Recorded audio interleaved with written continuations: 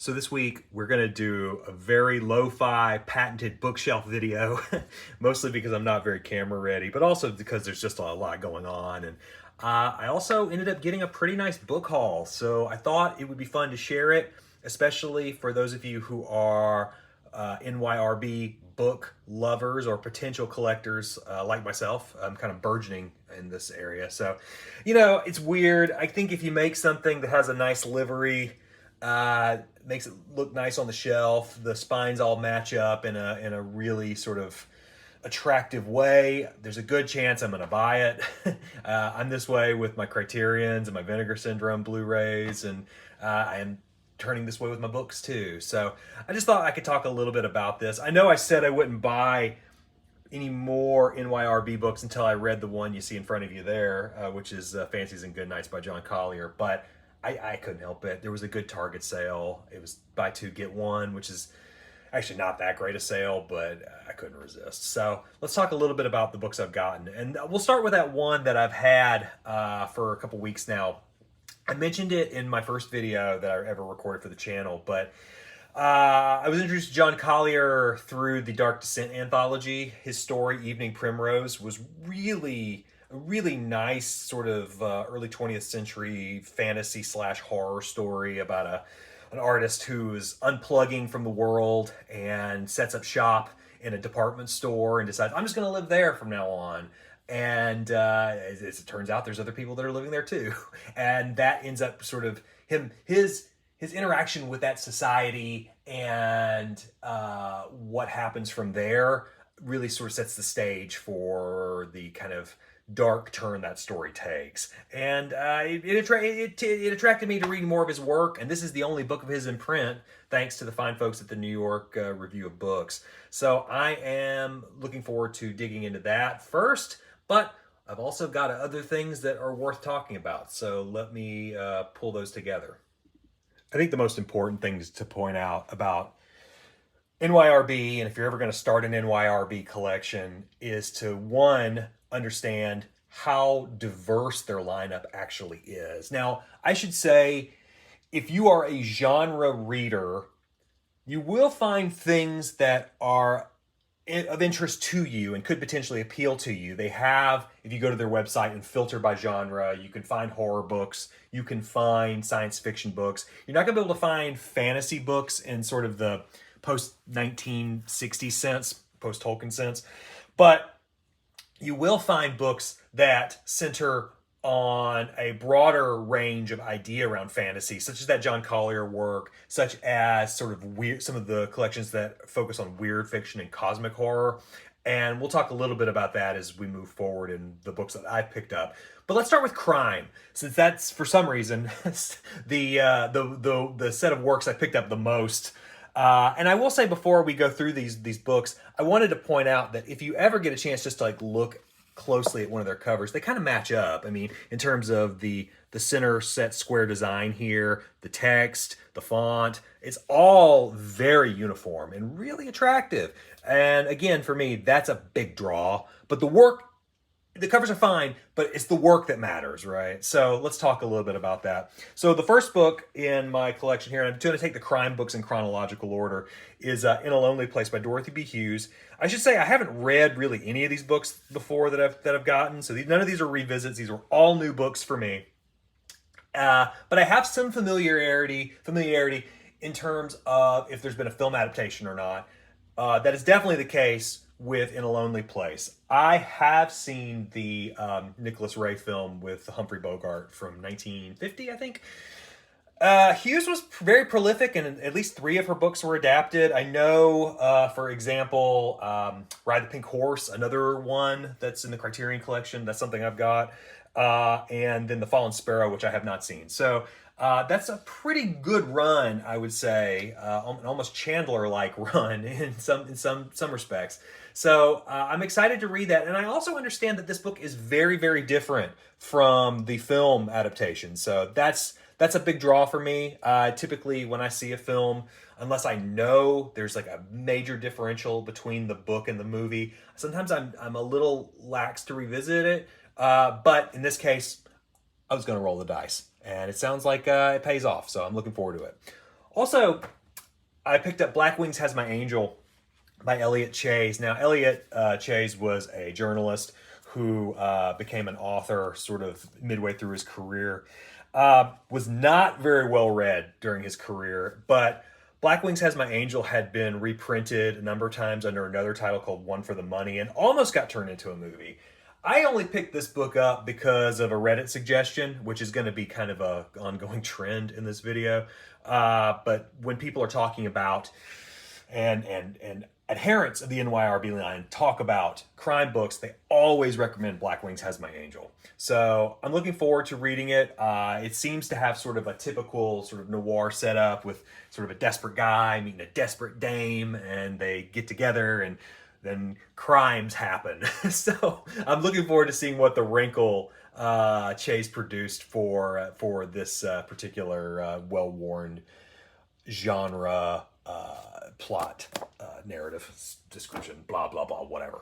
Hard Rain Falling, another pickup. This is more of a prison novel from Don Carpenter. This was Carpenter's debut book, and I will say that Carpenter led kind of a sad end to his life. I learned he had committed suicide after being diagnosed with some debilitating illnesses. I'm not sure what they were, just kind of going off general internet searches there. But this is a prison novel about a teen who is living in flea bag motels and doing pool shark things in pool halls, and he ends up running afoul of the law, ends up in prison, makes friends with another guy, and this really just kind of covers the overall scope of his life. But again, this was another big pickup recommendation from the folks in the NYRB Reddit. So another one I'm looking forward to reading.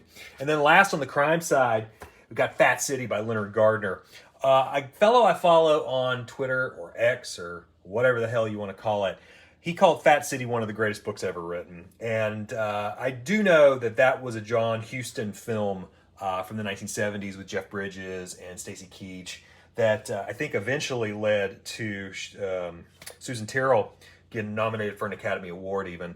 Now, it's my understanding that the book is actually, again, much like In a Lonely Place, the novel is much better than the film itself. So it's about boxing and two different boxers, so I'm looking forward to digging into that. On the horror side, I only had 3 pickups, but they're ones I'm pretty stoked about. Shadows of Carcosa is a collection of early 20th century weird fiction, as you can tell by the cover, with Lovecraft stories, Robert W. Chambers stories, Arthur Machen, Edgar Allan Poe, etc.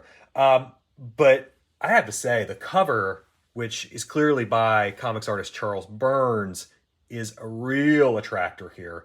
It's a lot brighter than the covers they usually produce. And, Burns, I don't know if you've read any of his work.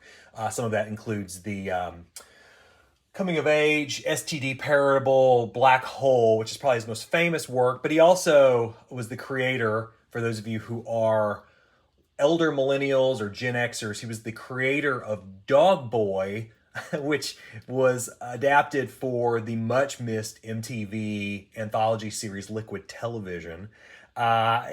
His work is really stunning, and he's actually got a new book out now, a new comic out that I have not picked up, but at some point I will read. I tend to read everything Burns does, even though I'm rather out of comics altogether.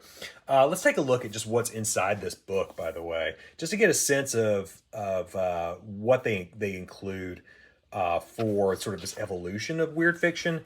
So if you can, I don't think I can even show you guys this. There we go. So we've got Message Found in a Bottle by Edgar Allan Poe. Bram Stoker, that's a weird, I think, addition, as I don't know that I'd ever classify his stuff as weird fiction. I know Penguin has done that, but to me, it's really more like gothic fiction.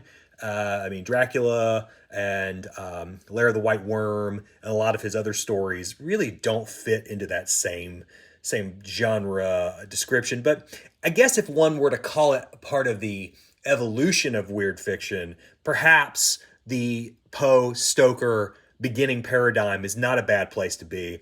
Ambrose Bierce, certainly a number of stories well represented in this anthology. He is where a lot of the framework and terminology of what would eventually become the King in Yellow sort of initially appears. Sorry, you can't even see it. And of course, we've got Repair of Reputations, probably the strongest story in the King in Yellow. And then I'm not terribly familiar with N.P. Shiel, but we have The White People by Arthur Machen, Algernon Blackwood's The Willows, which is a tremendous story. Henry James with The Jolly Corner. Whoops, sorry, I'm still out of there. And then we've got William de Lamar, and then H.P. Lovecraft with The Color Out of Space, which might be one of his strongest stories, if not the strongest story. So this is a really nice anthology, just generally put together. And I think if one were to start their weird fiction collection, this is not a bad place to be.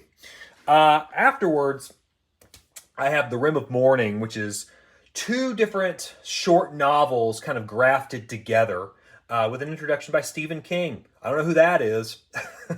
But The Rim of Morning, I started it pretty recently. It's two books. I started it actually last night, to be honest with you. It's two books, To Walk the Night and The Edge of Running Water.